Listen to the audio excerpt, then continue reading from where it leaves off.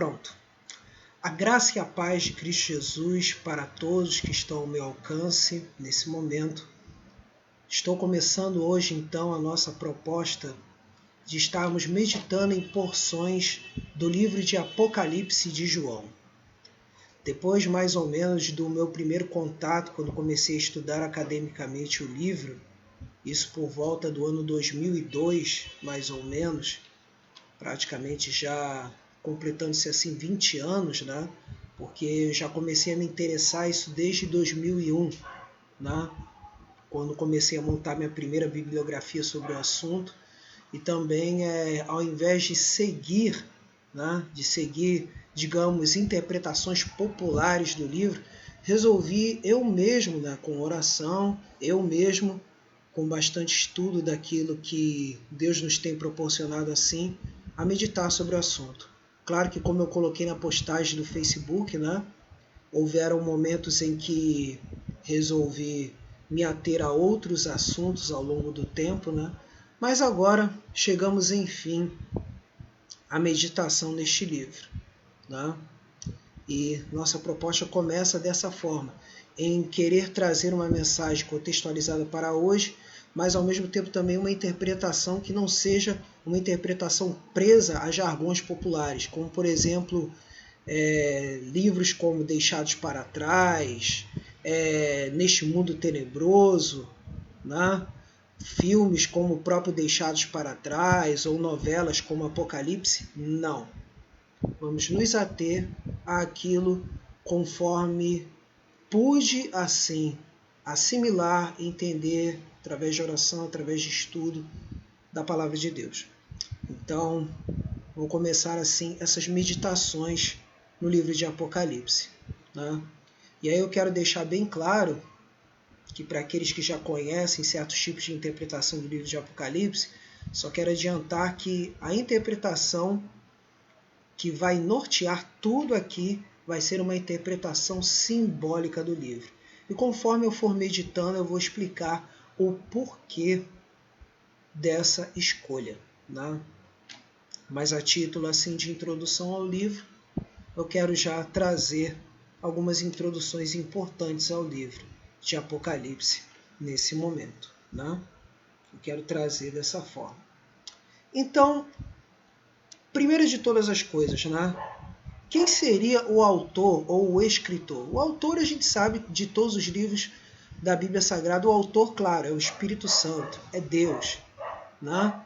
Mas quem Deus usou? Então, nesse sentido, eu vou me ater a dizer o seguinte, que Deus acabou usando o apóstolo João, aquele que se reclinou ao peito de Jesus, o mesmo que escreveu o Evangelho de João. Segunda coisa importante também que quero destacar aqui também, a data, né, de quando isso foi escrito. Provavelmente deve ter sido escrito entre os anos 95 e 96 da era cristã, quando o apóstolo João foi preso na ilha de Patmos por conta do testemunho que ele estava dando, já que o Império Romano nessa época já estava perseguindo os cristãos, já que o imperador Domiciano, que estava reinando nessa época, exigia que todos os cidadãos romanos viessem a chamá-lo de Deus. E os cristãos, eles de forma nenhuma aceitaram isso. Eles não aceitaram essa situação de forma nenhuma. Os cristãos dessa época não aceitaram. E aí dessa forma João, que foi um dos pregadores dessa época que não aceitaram chamar o imperador de Deus, ele por isso foi preso na ilha de Patmos, uma ilha localizada próxima à Ásia Menor, ou seja, a atual Turquia. E, diferentemente de outros livros ou outros tipos de literaturas que também são chamadas de apocalípticas, dado o teor profético, uma coisa que chama muita atenção em Apocalipse é o seguinte, é que Apocalipse teve um destinatário original, assim como as epístolas dos apóstolos. Então, esse destinatário original, quem foi? Quem foi esse destinatário original? O destinatário original foi, na realidade, as 7 igrejas da Ásia Menor, que estaremos abordando nessa nossa meditação sobre Apocalipse. Então, em primeiro lugar, foram essas 7 igrejas. E, claro, pela extensão da mensagem, nós podemos dizer que todo o Apocalipse também é uma mensagem dirigida à Igreja de Cristo em todos os tempos. Então vamos agora à abertura, à leitura propriamente dita do texto bíblico. Vamos lá então. Então nossa leitura ela vai começar Apocalipse 1, versículos 1 ao 8, que diz assim na edição revista e atualizada de Almeida. Revelação de Jesus Cristo, capítulo 1, versículo 1. Que Deus lhe deu para mostrar aos seus servos as coisas que em breve devem acontecer, e que ele, enviando por intermédio do seu anjo, notificou ao seu servo João, o qual atestou a palavra de Deus e o testemunho de Jesus Cristo quanto a tudo o que viu. Bem-aventurados aqueles que leem e aqueles que ouvem as palavras da profecia e guardam as coisas nelas escritas, pois o tempo está próximo.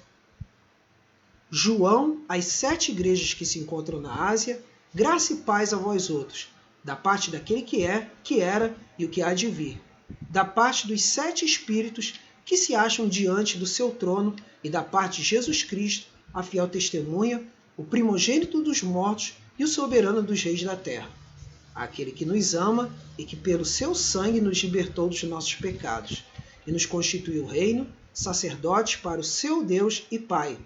A ele a glória e o domínio pelos séculos dos séculos. Amém. Eis que vem com as nuvens, e todo o olho verá, até quantos o traspassaram, e todas as tribos da terra se lamentarão sobre ele. Certamente. Amém. Eu sou o Alfa e o Ômega, diz o Senhor Deus, aquele que é, que era, que há de vir, o Todo-Poderoso. Aleluia. Antes de começar propriamente nossa interpretação, nossas meditações, eu quero assim quero compartilhar com vocês, né, as nossas fontes de pesquisa, né, principais. Então, as que eu vou utilizar para a nossa meditação são as seguintes, as principais. A mensagem de Apocalipse, tá? Michael Wilcock, tá? Da coleção A Bíblia Fala Hoje, da Aliança Bíblica Universitária. Tá? É esse livrinho aqui. Também vou estar utilizando essa edição antiga da Cultura Cristã do autor William Hendrickson, que é um comentário de Apocalipse, né? Mais que Vencedores, de William Hendrickson.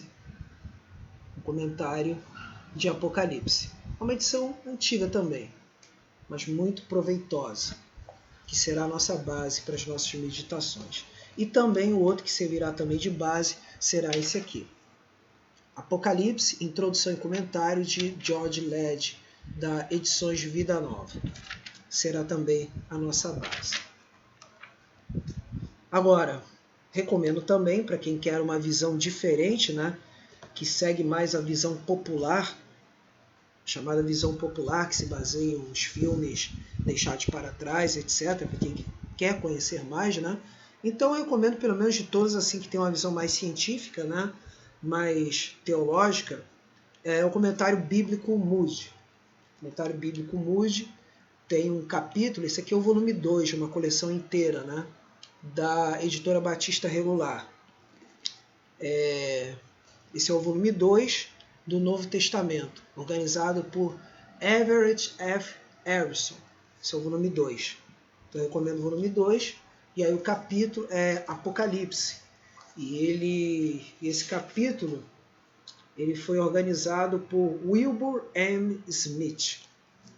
Tá? Então, quem quiser uma visão, quem quer ver a visão mais popular, pode ver aqui. E sem demoras, vamos à nossa interpretação de hoje. Vamos à nossa meditação no texto, né? Então, a nossa meditação ela vai se localizar assim dessa forma, né? Girando no seguinte tema: Cristo está acima de todos os nossos inimigos. Cristo está acima de todos os nossos inimigos. Temos que lembrar de uma maneira bem clara que os nossos inimigos são, na realidade, a nossa própria vontade, que está fora da vontade de Deus, ou seja, a nossa carne, as nossas inclinações para o pecado. Nosso segundo inimigo é Satanás, que nos tenta a todo tempo. E nosso terceiro inimigo é o mundo. Esse mundo que está aí, que está preparando todo um palco para o surgimento do anticristo. Então são esses nossos três inimigos. Mas nós louvamos ao Senhor, porque Cristo está acima de todos eles. Louvado seja o nome do Senhor, nosso Deus. Então, por que a gente começa assim na nossa leitura? Porque Cristo está acima de todos eles. Porque Cristo está acima de todos eles. Podemos ter a certeza de que Cristo está acima de todos eles pela seguinte situação. Porque o tempo da sua volta está próximo. Porque o tempo da sua volta está próximo. O tempo da sua volta está próximo. Vamos à leitura do texto. Revelação de Jesus Cristo que Deus lhe deu para mostrar aos seus servos as coisas que em breve devem acontecer, e que ele, enviando por intermédio do seu anjo, notificou ao seu servo João, o qual atestou a palavra de Deus e o testemunho de Jesus Cristo quanto a tudo que viu.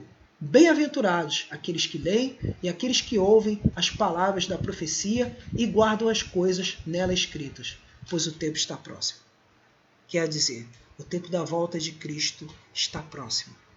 E o que há de mais maravilhoso quando lemos esse texto é o seguinte, é que quando você lê todo o livro de Apocalipse, há pelo menos um total de 7 bem-aventuranças. O que são 7 bem-aventuranças? Significam 7 bênçãos para todos aqueles que têm contato com esse livro. E minha experiência é muito interessante acerca do livro de Apocalipse, porque antes mesmo da minha conversão, quando eu tinha 10 anos de idade, o primeiro livro que eu li da Bíblia Sagrada por inteiro foi o livro de Apocalipse. Através daquelas edições antigas que existiam, que era aqueles novos testamentos que eram distribuídos em várias igrejas, que era, no caso, o Novo Testamento conhecido como o mais importante é o amor. E aí, através dessa edição, eu li Apocalipse por completo. E aí você vai perguntar para mim, você entendeu algo? O que eu pude entender nessa linguagem foi o seguinte, é que Cristo um dia vai voltar e que todo o mal que há nessa terra vai acabar. Foi o que eu entendi acerca da leitura do texto bíblico.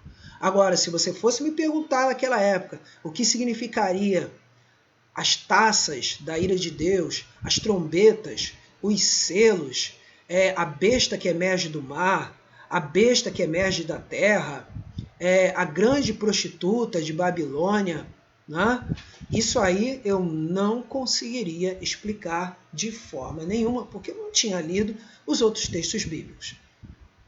Mas o que a gente pode ver nesse texto então? Que a primeira coisa que o texto fala, o tempo está próximo. Podemos ver os sinais. Você que é bom leitor das Escrituras sabe lá que em Mateus 24, Jesus Cristo vai dizer que haverão sinais de guerra, rumores de guerra, pestes, doenças, e tudo está acontecendo hoje. Uma grande apostasia, ou seja, pessoas abandonando a fé, pessoas ensinando heresias, e tudo está contribuindo para a volta do Senhor, mas tudo está dentro do plano do nosso Deus Todo-Poderoso. E que nessa noite você tenha a plena certeza de que você que já nasceu de novo, você que está com Cristo Jesus, vivendo para Cristo, caminhando com Cristo, saiba de uma coisa, Deus está no controle da sua vida. E que a salvação que a gente pensava que estava longe está cada vez mais próxima de nós, porque Cristo está voltando. E aqui o texto bíblico ele vai dar essa promessa de que bem-aventurados aqueles que leem. Quer dizer, você é um privilegiado, nós somos privilegiados, aqueles que leem e ouvem as palavras da profecia e guardam as coisas nelas escritas, porque o tempo está próximo. E o que a gente guarda? O amor ao próximo, o amor a Cristo, o amor à sua palavra, o amor às coisas de Deus.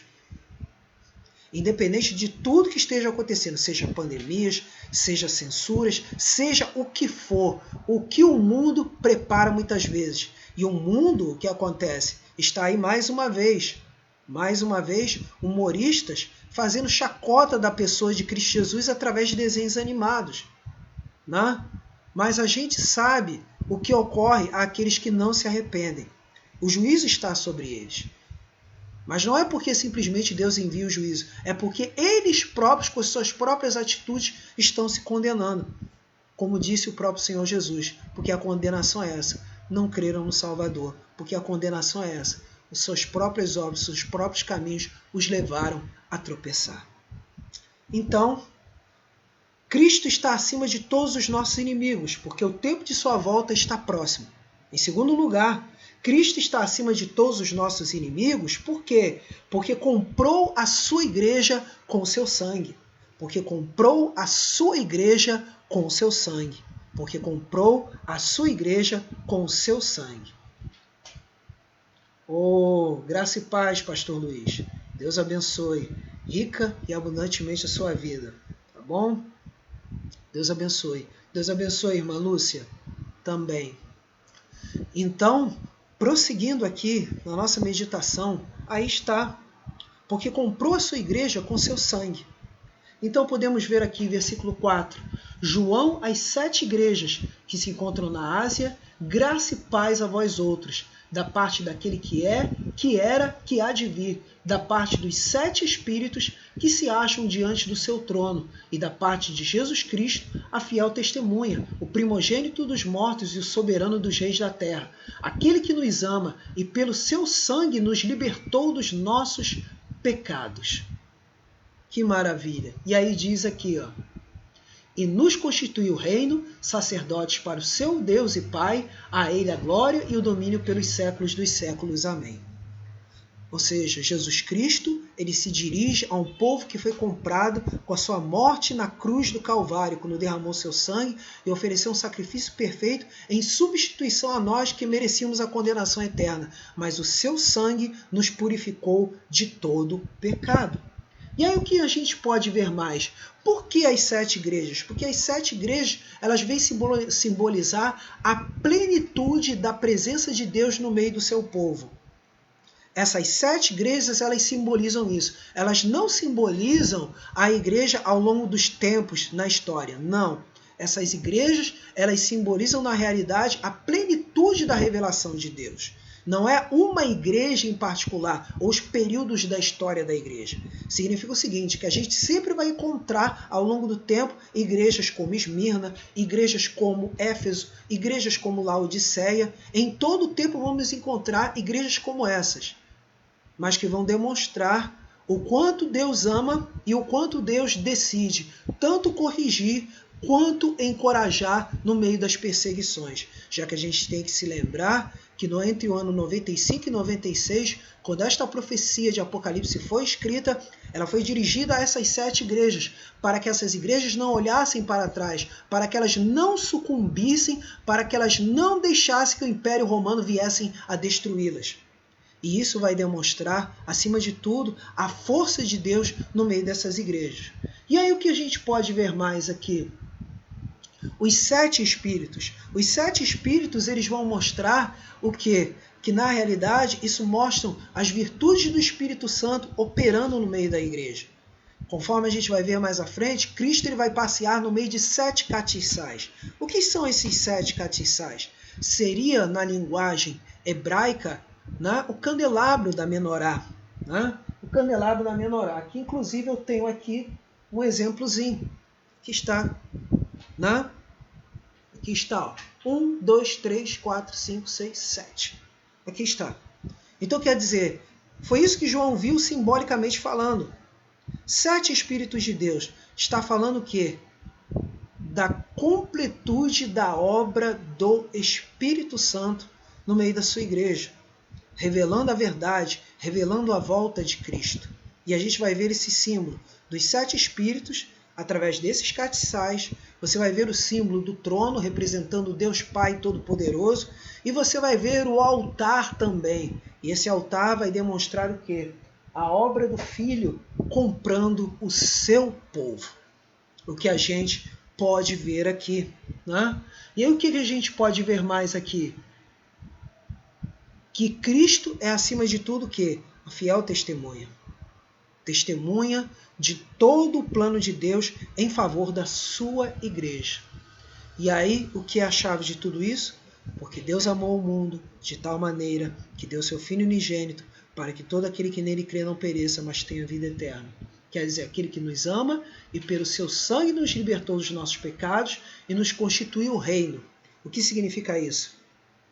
Significa que nós somos de fato o Israel de Deus, nós somos a continuidade de todo o povo de Deus ao longo de toda a história de Gênesis e Apocalipse. Nós, igreja, porque ele nos constituiu reino e sacerdote, no sentido de que para o seu Deus, para a honra e glória e domínio pelos séculos dos séculos. Somos reino de sacerdotes por quê? Porque nós somos aqueles que ministramos diretamente a Deus. Não em favor dos outros, mas ministramos diretamente a Deus, porque não temos o quê?